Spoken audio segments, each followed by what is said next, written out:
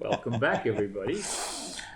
We continue on this week with salt and light from the scriptures of Matthew chapter 5, verse 13. We covered the Beatitudes last week, and we talked about how to have a better or a more blessed life.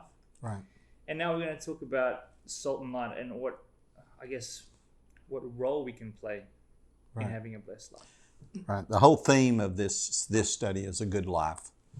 We want you to have a good life. God wants you to have a good life, an abundant life. As he said, blessed life. Obviously, we want that. This week's focus is more on having what you might call a bright life with a bright future that affects the world around you, brightening the world for everybody. Yeah, verse 13, I'll read it. So it says, "You are the salt of the earth. But if the salt loses its flavor, how shall it be seasoned? It is then good for nothing but to be thrown out and trampled underfoot by men. You are the light of the world. A city that is set on a hill cannot be hidden. Nor do they light a lamp and put it under a basket, but on a lampstand, and it gives light to all who are in the house. Let your light so shine before men, that they may see your good works and glorify your Father in heaven." So, salt. What does he mean by salt there? I am salt. Well, salt, I think we all know what salt is that white substance. But it is something that can do things that are good for us. And so we're to be like that, to do the good things that it can do. So I think that's where his focus is on, that salt literally gives life. It makes life better. It can be used to cure sickness, cure infections. It has a lot of importance back in the day. The word celery comes from salarium, which was salt at the time. They were trading in salt. So Roman soldiers got paid in salt. That's right. You are worth your salt weight in salt, yeah. And so that's so much importance behind salt. I found that Herod's temple had its own specific chamber for ceremonial salt uses. Right. And also Ezekiel 16:4, it indicates that children, when they were born, they were rubbed with salt. Right. There's this big importance around salt. Yeah. So there's a theme.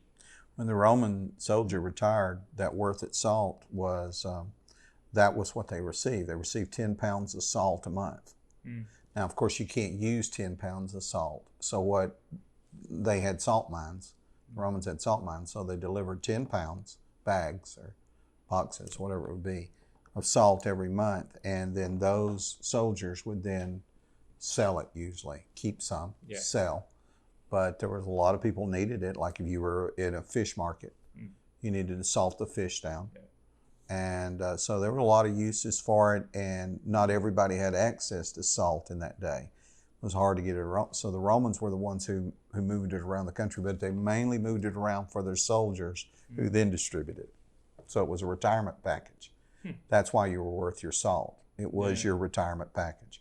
So so you didn't get a check. You didn't get money. They didn't bring you money. They brought you salt. Imagine that these days, your company says thank you as a bag of salt. Bag of salt. Exactly.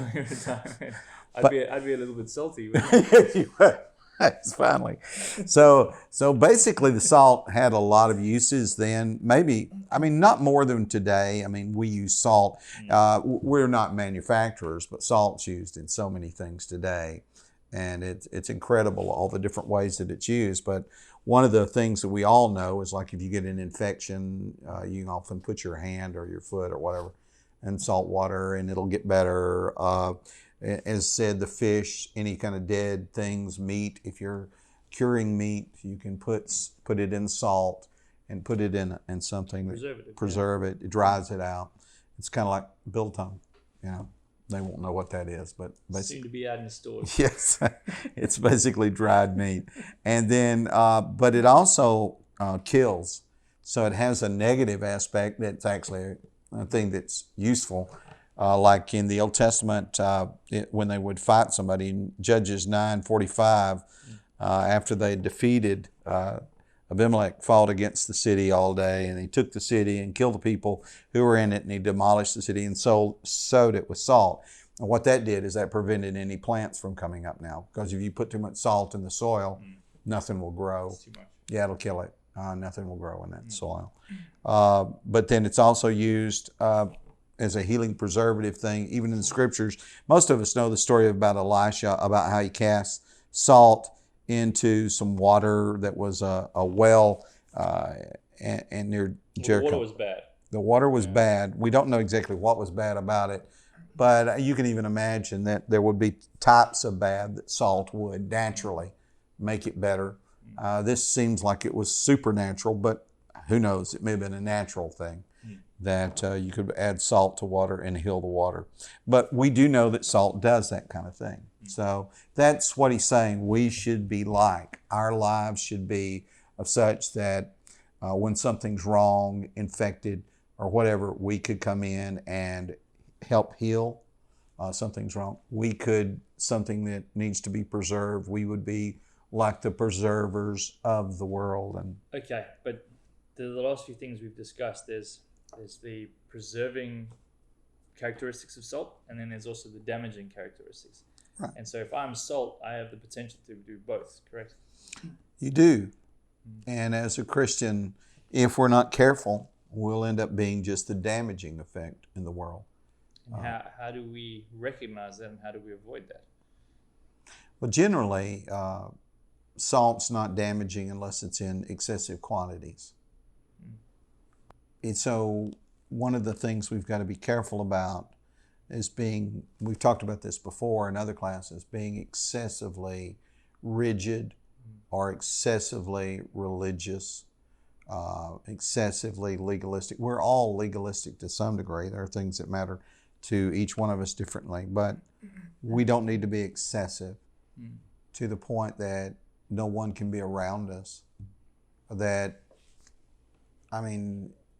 You can be just a bitter person, and in the name of Jesus. But it mainly has a positive effect. Salt mainly is a healer and a preserver of life. But it also has an enhancing effect, so it does a lot of good things. I remember, a lot of people here will remember Reg Kidwell, who was an elder at Bell Shoals, now going to be Creekside. He told me about a friend he had who had a son who got an infection in the calf of his leg, and it was really, really bad. And he was in the hospital, and the doctors had cut it open, and they discovered it was basically just all gangrene. And they wanted to take from the knee off before it spread any further. And the son begged his dad, don't do it. So his dad just basically every 15 minutes would pour warm, salty water over that. And believe it or not, actually it was like 2 weeks or less, it had healed completely up. They did not tear away the dead. Apparently, just the salt water on even the dead skin, the body naturally sloughed it off, and it grew all the way back together. And you couldn't even hardly see where it had been cut open. So it totally healed. So there's a great healing effect to salt water. We've noticed that. You get in the ocean, and there are many things that are cured just by getting into the ocean, because there's so much salt in the water and other minerals. And I had a foot problem when I was a kid that just getting in the ocean cured. I had a spider bite that just salt water on one of these, what do they call it, brown recluse, and it created a hole in my leg, and it just totally healed up. I think there's a lot of that, but it doesn't just do that. It also enhances. Yeah. I mean, we put it on our food for a reason. It's good. We like it. Yeah. Okay, so bringing it back to a Christian perspective, someone, and let's make this real literal. How do I be more like the good characteristics of salt that we're talking about? How do I apply this in my life, and how do I apply it that others, I guess, taste the salt? Well, we should look for people who are hurting. We should be the people who notice when somebody's hurting. We see wallflowers. People aren't wallflowers for no reason. They're wallflowers because they're in pain. Mm. And so you should seek out people who aren't very gregarious and speak to them. Find out what's going on. Ask, how are you doing? And mean it. Not just, how you doing, and move along, but really mean, how are you doing? What can I do? Yeah. And so we should be that, like a medicine, a spoonful of sugar or a spoonful of salt in this boy, making it easier for them to live. I agree with what you're saying. It's just there's such a responsibility to when Jesus is saying you are the salt of the earth. Well, ultimately, he doesn't just mean make life better. He literally means we're the preserving element too. So that means that we're to take the gospel. So it isn't just making people's lives better, which we're supposed to do. But we're supposed to do more than that. We're supposed to literally take the gospel to everybody who's willing to listen. And that will, the story of Jesus is what's going to save their soul. It's going to preserve the world. Yeah. Preserve their life. Right. Absolutely. Their soul forevermore. But it also, we're to make the world a nicer place to be, a brighter world. Just like salt enhances flavors. It says in Mark 9, it says, for everyone will be seasoned with fire, and every sacrifice will be seasoned with salt. Salt is good, but if salt loses its flavor, it's not worth anything. So there's a flavor to salt. Now, you think, well, how could salt ever lose its flavor? But the kind of salt they had in Israel could. They got their salt from along the Dead Sea. There's a wall there of salt that breaks off and occasionally forms little pillars, and they call them the Lot's wife. Yeah, they call them Lot's wife because they'll stand there like a pillar of salt. And of course, that's not her, but yeah, she did turn into a pillar of salt, but that's not her because that'll wash away in a day or two. A lot of hers. Yeah, there'll be a lot of hers because they fall off occasionally. But that salt is not as pure as a lot of places where you find salt deposits. So there's dirt mixed in with that salt. So that's how salt can lose its flavor. So what they would do is they'd like put it in you could put it in a pouch of cloth and drop it in what you were boiling to get the salt in the water, and then you could use it again. But eventually all it is dirt. It just kind of salty dirt, a little bit of salt, mainly just dirt. What do you do with that? You just throw it out in the outside. Okay, this sounds quite serious then. So can we lose our flavor? I think you can become so intermixed with the dirt that so if the dirt is so intermixed that and you quit maintaining your saltiness, if you would, I think you could lose your salty flavor. Well, we lose our effect on helping and promoting goodness, I guess. Yeah, Colossians 4 verse 6 says, let your speech be always with grace, seasoned with salt, that you might know how you ought to answer every man. You could stop speaking appropriately. So if you can stop speaking appropriately and lose the saltiness of the words, in other words, you're not enhancing what's being said, you're making it worse. If you can do that with your words, you can do it with your actions, and you can do it with your life. So yeah, you can do that. You could lose your saltiness, and as a result, you're not enhancing other people's life, a little less your own. For example, what salt does is it doesn't create a flavor, it amplifies a flavor. So if you have something sweet and you put salt on it, it ends up making it taste sweeter.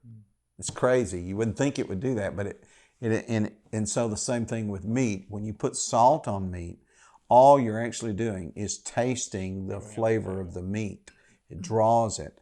And so that's what we're to do. We're not just to preserve and to heal, but we are to be about enhancing the life of other people. Drawing out the good, tasty, good pieces, and I think making the world tastier. That's a huge thing to do. And so we talk about a good life. Yeah. That's a good life, a life that doesn't just look for the person who's hurting and reach in and help them or teach them the gospel, or a person who is just trying to save people's souls. Yeah. but we're about trying to make their life better right now. It's actually our kind of our theme. You know, we say we're a family of believers focused on worshiping God the Father, Spirit and truth, sharing Christ Jesus, and then transforming lives in a way that is better now and forever. So we want lives to be better now. I mean, if all you focus on is the here, let me put it like this. If you only focus on heaven and you live a miserable life, okay, then it doesn't make people believe that there's a better life coming. If you can't make life better now, why would they believe there's a better life coming? If you can only be miserable now in the name of Jesus, why would you think that Jesus wants you to have a better life coming? Yeah, so the salt factor is more about not just showing the example, but sort of interacting an example. Because light, we're going to talk about light now, and light seems to be more of that shining example. People seeing us, but salt's also people experiencing. Right. You know? It's intermixed. Yeah.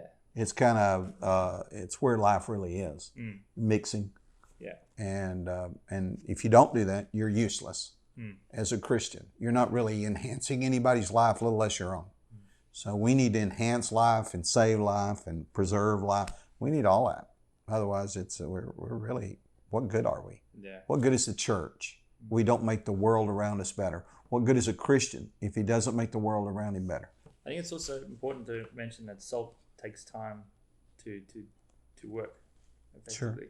It's not an instantaneous thing. It takes its time to draw it out, and it's a slow process, and we need to be patient and not try and fix things quickly, but spend time on someone and endure with them. My grandmother always said, before you marry someone, you should share a bag of salt with them. Finish your bag of salt. That idea of slowly taking it in and getting to know someone, seeing the worst of them, maybe throw up or something. Yeah. But that's the idea of just slowly being engaged with someone for a long time and not just... That's a good point. Running around, yeah. That's a good point. Yeah, I mean, like if you're curing somebody, you can't walk up to somebody who is a wallflower and in one conversation help them. Yeah, that can happen. If they've had trauma in their life, there's a real sickness. Yeah. It may be a while. Well, he has a good point. We as Christians, when we go out and teach the gospel, a lot of us are under the impression that somehow the magical gospel is going to baptize the person within 5 minutes. Yeah. I'm like, you're setting yourself up for failure, because we need to spend time with people and actually I've spent with some. I've spent a year with one guy. I spent, it's usually not just weeks. It's usually months with a lot of people. There are people, I've sat down, one study, let's baptize them. But that's rare. Usually that's because they're like requesting it. And they're already there. They've already been researching. People, But, it's like you think, well, Acts 2, that's one lesson, and they all obeyed the gospel. But that's 3.5 years of Christ's ministry they'd all been aware of. I mean, they all knew about the resurrection probably by that point, or had heard rumors about it. So, I mean, that's 40 days before that. And I don't know, it's just everybody wants to think that there's instant Christianity, just add water and poof, there you've got it. It's just not quite like that. All right, let's move on. Light. Okay. So lamps give us light. I'm just going to read that part about the light again. Sure. So you are the light of the world. Verse 14, sorry. You are the light of the world. A city that is set on a hill cannot be hidden. Nor do they light a lamp and put it under a basket, but on a lampstand. And it gives light to all who are in the house. Let your light so shine before men that they may see your good works and glorify your Father in heaven. It's so simple that we don't light a light and then put it under something. Right. We want light so that we can see, so that we can get things done. It also gives us a lot of comfort. Absolutely. So I have a story. Okay. I was flying helicopters, and I was coming back from a resort, and I had an emergency landing, and I landed in a chicken farm. Anyway, solved the problem, took off again, but I wasn't rated at this time for instrument flying. And so it was getting dark, and I was about to breach the limits of shouldn't be flying. And I'd made a decision, because if you cannot see the horizon, you can get disorientated and crash quite quickly. So I made a decision to follow the highway. So I was following the lights of the cars back to the airport. And the airport had shut down. Everyone had gone home. It was a small airport. But they have pilot activated lighting. So if you hit the radio transmission a certain amount of times with a certain duration of holding it, it can actually switch the lights on the runway. Oh, and so that's neat. The crazy thing was, it's dark, I'm nervous, I'm scared, I'm a new pilot at the time, and I hit this pilot activated lighting, and the lights came on in the distance, and there was so much relief behind that. There was comfort, but mainly there was hope. Right. It was like, I'm there. I've got it now. I'm fixated on that. I know where I'm going. I have direction. I have, hope again. And think about that in light of what you can do yeah. for someone who doesn't have, that they're living in darkness because of their situation. Either they're darkness because they don't have the gospel, or they're in darkness because their situation has been horrendous and they don't see any hope. And suddenly you could carry that flicker of hope for them. Yeah. And we don't realize that people are actually lost and drowning in their own heads. We say, oh yeah, someone's lost, but they're actually lost. Yeah, they're confused. Like, what's the purpose of this whole world? And it's terrorizing at times, even like you were almost at a point of terror. Yeah. You get there, you're like, what in the world? And I think you need to understand that people we come in contact with are often almost in panic mode. And we're kind of calm, and we think everybody's calm, and everybody's not calm. No. I mean, like even now, right in this situation, we're pretty calm, but a lot of people are like terrorized by what's going on around us. I remember being in Carlsbad Caverns with my family a few years ago, and I remember that at one point they cut all the lights off. Oh my! I mean, obviously we're in a hole in the ground and big room, but you couldn't see anything. You could put your hand right here, and you could not see your hand. It's scary. It's spooky. I mean, it's just, and that there's holes and everything. And I'm like, okay, I hope the power comes back on in a minute, because that was before cell phones. Otherwise, I'll pull out my cell phone during the light. So, I mean, light changes the whole situation in darkness. Yeah. It just changes everything. And that's what you can do as a Christian. You can change the world around you and literally change the whole situation. You become that beacon of hope to people. And as much as that made a difference to me when that light came on, is the kind of difference you make in somebody's life by being stable, by being someone who has the Word in your heart. So you know some stuff. You know some, it's not us. We don't know anything, but if you know some of this, at least you know that's reliable, and here's some advice. It's not from me, it's from God. You should try this. And all of a sudden they have hope again. Yeah. I also went scuba diving in Perth River at nighttime. And they took us down about, I'll say 12 meters, but you guys don't know what meters are. But 12 meters, that'd be about 20 yards, 40 foot, I reckon. 40 feet. And it was pitch black, and we switched 60 feet. That's 60 feet. Yeah. Is it? It's 50 to 60 feet. Yeah. There you go. Well, I don't know what feet is. Anyway, we switched our torches off, and it was so dark. We're in a river which connected to the sea, so there's also sharks in there, which was good fun. But it's so dark that you cannot even see the hand in front of your mask. And why did you go there again? I don't know why. I just say yes to everything, and it's stupid. Anyway, some guy in the distance took his hand off the torch, and it was just, it's amazing because you just want to go there, because there's peace over there. There's comfort. I know there's someone else there, so there's security. And so it halves my chances of being eaten by a shark. And you can see which way the bubbles are floating, because without that, you don't know which way's up. It was so spooky.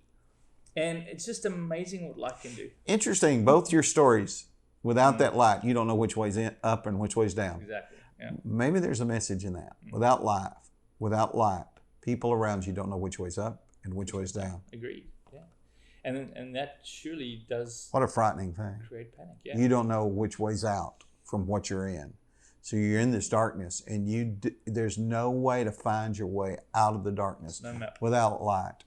Nobody's giving you a map. And that's why I think it's so interesting that he says that in a city on a hill. You know, that if you look in the distance and see a city on a hill, people are drawn to that. And I'm sure back in the day when you were walking around in the you could see the light. There's the city. Yeah. And if it were down in a valley, obviously, on a hill, I suppose. In many respects, it's the most uncomfortable place to build a city. But it has safety. But valleys are generally a lot of places that here in America, cities have been built.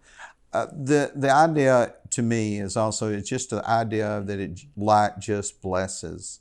I remember the Genesis 12 and verse 2, what God said to Abraham. He said, I will make you a great nation, and I will bless you and make your name great, and you shall be a blessing. I love that last part. You shall be a blessing. And I think that's what we're really talking about. Light is a blessing. What a difference the world would be without light. We'd all be in darkness. We'd all be blind. We wouldn't know where anything was virtually in the world. It would all be verbal explanations. Well, to the right, so many feet, you were going to hit something, then go left. There just wouldn't be anything. No appreciation for beauty. No appreciation for art. Many of the things that... Warmth. Just what a difference light makes in our world and in our life. And we are to be that kind of a blessing. And it's hard to imagine that we're that important. It is, yeah. We don't think of ourselves as being a blessing. We don't think of ourselves as being important. We think of God being important. But we are His lights. His light shines through us. I think it's important to realize, and my mother always used to say this, that someone's always watching. God's always watching. But we should live our lives as if someone is always watching, because we are that example to people. I really love this passage. It's in Acts 27 and verse 20. It's talking about when Paul was on that ship and they were in the middle of the storm. It says, now when neither sun nor stars appeared for many days, and no small tempest beat on us, all hope that we should be saved was finally given up. I believe that there are a lot of people around us who are in that state. They can't see the stars. They have no light. Don't see the beauty. Can't see anything. And it's just tossed. They're tossed in the storm of life. And they have just lost all hope that that the world is ever going to turn out. Life is ever going to be good for them. That's what you and we bring into that. The calmness, the safety, the enhancement of life, and just the benefit of being able to see the path in front of us. His Word is a lamp to our feet and a light to our path, and we become a lamp to their feet and a light to their pathway. They can finally see. So when people say, oh, what good's religion? Well, I don't know that religion in the sense of men's created rules and robes and stuff like that's worth anything.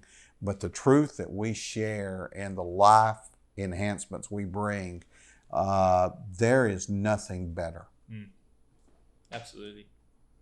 Nothing more comforting, more relieving to understand why we're even here. Well, here's a question though, and then we need to change this a little bit. So lamps have to be allowed to shine before men, and yet we're told, like in Matthew 6 verse 1, take heed that you do not do your charitable deeds before men to be seen. So how can that be, Keegan? Explain that one to me. How that we're supposed to be seen, but we're not supposed to be seen.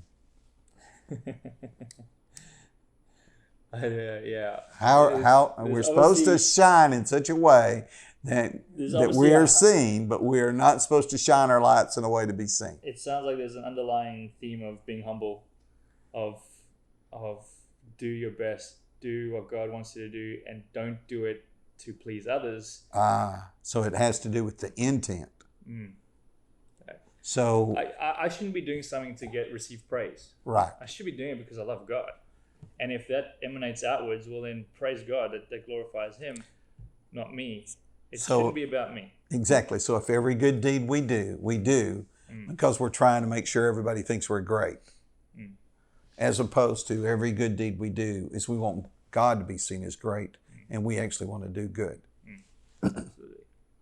That's a difficult path, but that's the path He's calling us to. I think we talked about it last week when we're mixing the righteousness of God, and we are putting our egos in. Remember, we spoke about that, and how it's the same thing.